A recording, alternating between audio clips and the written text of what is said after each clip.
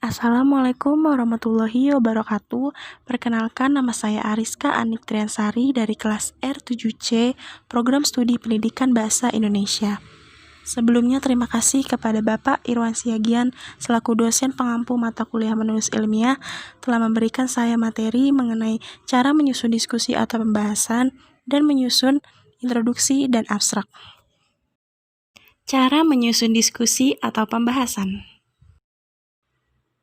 Pada pembahasan atau diskusi kita harus menjelaskan hasil penelitian kita, bagaimana mereka berhubungan dengan literatur dan implikasinya untuk digunakan di masa depan.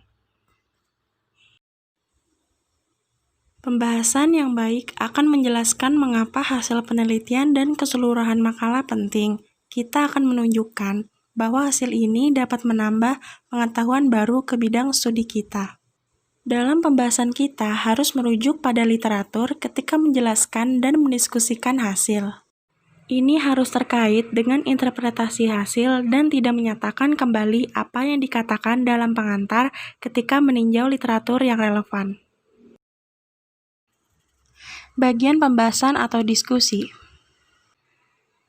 Yang pertama, tidak mengulang informasi dari bagian hasil dan pendahuluan. 2. Hubungkan hasil dengan tujuan penelitian. 3. Tunjukkan bagaimana hasilnya, setuju atau tidak dengan literatur yang diterbitkan sebelumnya. 4. Tunjukkan pentingnya hasil. 5. Sarankan penelitian lanjutan yang direncanakan. Baik, pada slide selanjutnya saya akan membahas tentang menyusun introduksi atau pendahuluan. Pengertian pendahuluan. Yang pertama, menurut Kamus Besar Bahasa Indonesia, pendahuluan adalah sesuatu yang mula-mula dilakukan atau permulaan. Yang kedua, menurut Wilkinson, pendahuluan merupakan bagian tulisan yang memberikan informasi awalan kepada pembaca tentang penelitian yang ditulis. Isi pendahuluan bertujuan untuk memperkenalkan gagasan penelitian serta relevansinya terhadap suatu permasalahan yang diangkat sebagai topik penelitian. Secara runtut, pendahuluan terdiri atas beberapa bagian yaitu latar belakang masalah, rumusan masalah, tujuan penelitian, dan manfaat penelitian. Nah, selanjutnya di sini saya akan membahas bagian-bagian pendahuluan. Yang pertama, latar belakang masalah. Latar belakang masalah itu memuat fakta-fakta aktual dengan didukung data yang dapat mendeskripsikan adanya kesenjangan antara teori dengan praktik sehingga dibutuhkan suatu penelitian yang dapat menghasilkan solusi. Yang kedua, memaparkan hasil-hasil penelitian terdahulu serta menunjukkan bahwa gagasan penelitian yang akan dilakukan mampu memutakhirkan atau memperbaiki penelitian sebelumnya. Latar belakang menjelaskan fenomena permasalahan aktual tentang teknis atau sosial kultural yang penting untuk diteliti, ditinjau, dan dikaji, serta alasan ilmiah atau representasi teori yang didukung oleh acuan pustaka.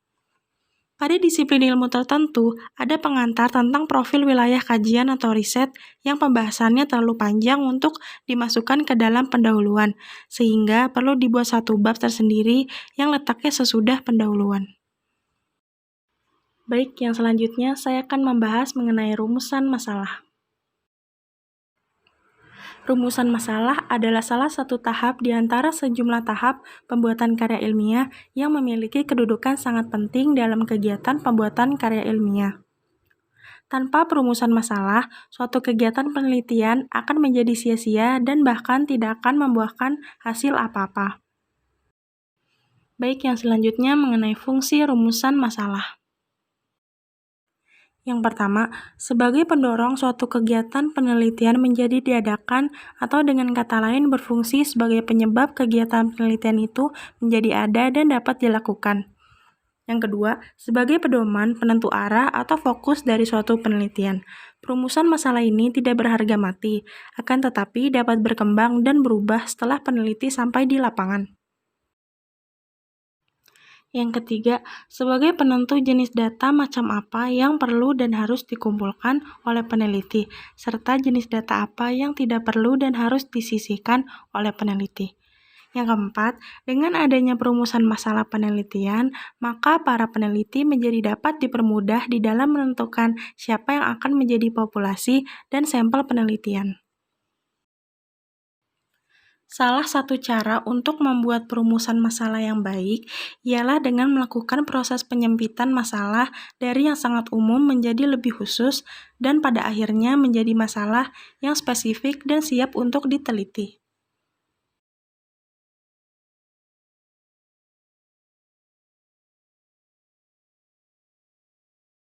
Nah, kriteria yang pertama dari suatu perumusan masalah adalah berwujud kalimat tanya atau yang bersifat kalimat interrogatif, baik pertanyaan yang memerlukan jawaban deskriptif maupun pertanyaan yang memerlukan jawaban eksplanatoris, yaitu yang menghubungkan dua atau lebih fenomena atau gejala di dalam kehidupan manusia.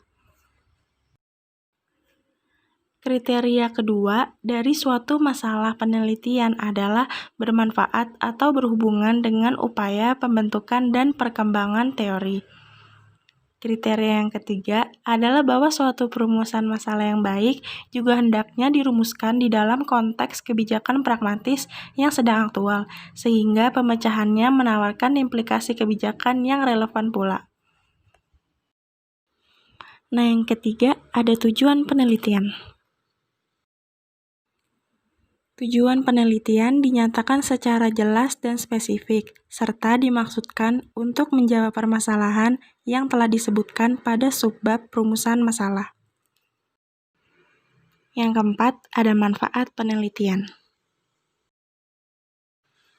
Manfaat teoritis. Manfaat teoritis ialah manfaat penelitian dari aspek teoritis, yaitu manfaat penelitian bagi pengembangan ilmu. Contoh dari manfaat teoritis ini adalah hasil penelitian ini diharapkan dapat digunakan sebagai referensi bagi penelitian-penelitian yang akan datang, dalam konteks permasalahan yang berkaitan dengan aplikasi teori produksi ruang. Yang selanjutnya ada manfaat praktis. Manfaat praktis ialah manfaat penelitian dari aspek praktis atau aplikatif, yaitu manfaat penelitian bagi program. Baik, yang selanjutnya saya akan membahas mengenai menyusun abstrak.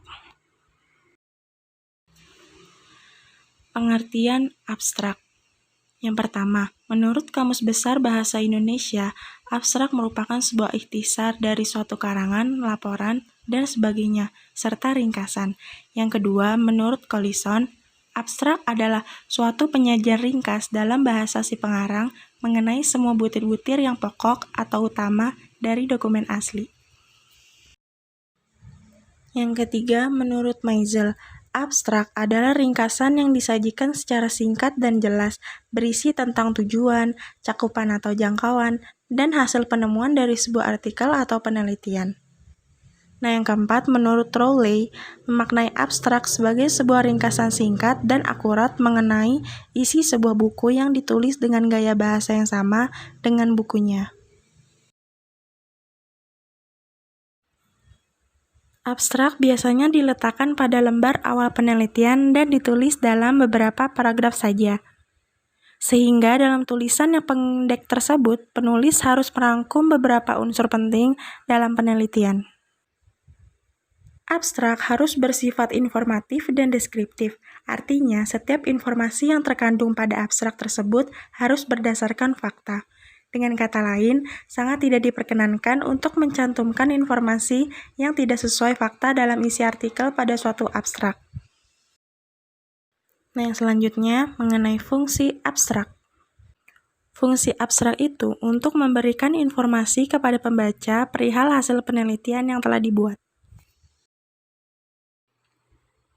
Uraian yang hanya satu halaman tersebut memudahkan abstrak untuk dimasukkan dalam jaringan internet.